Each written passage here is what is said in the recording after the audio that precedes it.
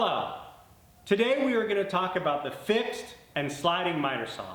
Now you're probably wondering which one's better and which one should I get. But don't worry, by the end of this video you'll know which saw suits you best.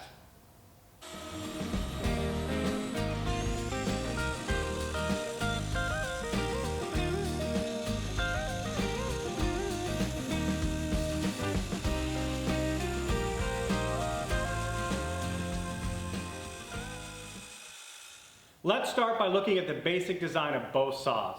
The fixed and sliding saw are very similar, having a miter base, fence, mounting frame, bevel adjustment, hinge mechanism, recoil spring, and saw body, consisting of a motor, a belt, and the saw head.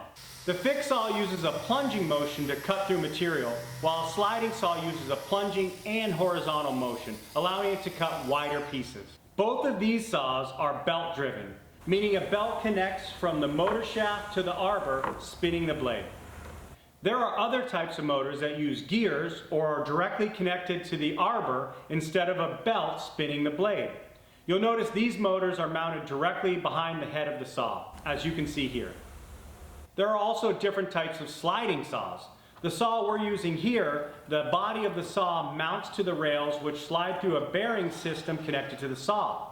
There are other saws that have fixed rails, where the body of the saw slides along the rail and the rail is fixed to the saw. There's also another style that has an articulating hinge, also known as the axial glide saw. The advantage of a fixed rail or axial glide saw is it allows you to cut up against a wall, taking less space to operate. This comes in handy.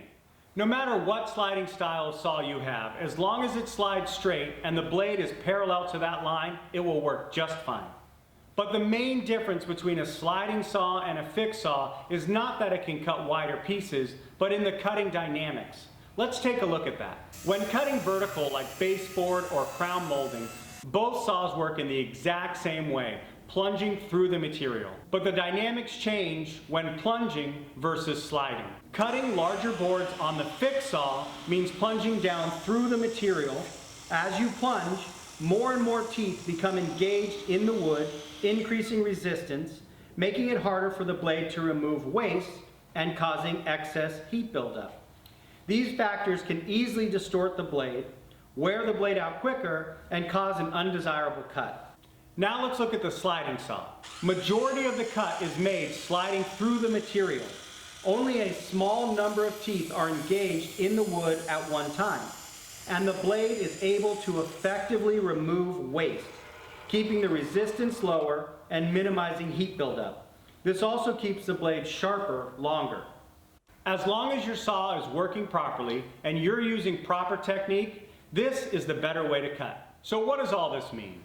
Basically, if you're cutting mostly vertical pieces like crown molding, baseboard, or smaller trim, both saws will work exactly the same. But generally, the fixed saw is slightly lighter and less expensive. If you work more with wider and thicker pieces or do a lot of framing, I would recommend the sliding saw. This is a more versatile saw. It can do everything the fixed saw can do, plus some. But note, it's also a heavier and slightly more expensive saw. Now remember, proper setup, technique, and blade selection are very important steps to achieve high quality work with any miter saw. So make sure you stay tuned for those upcoming videos. Thank you for watching. Please subscribe, and if you like this video, give it a thumbs up, and I'll see you next time.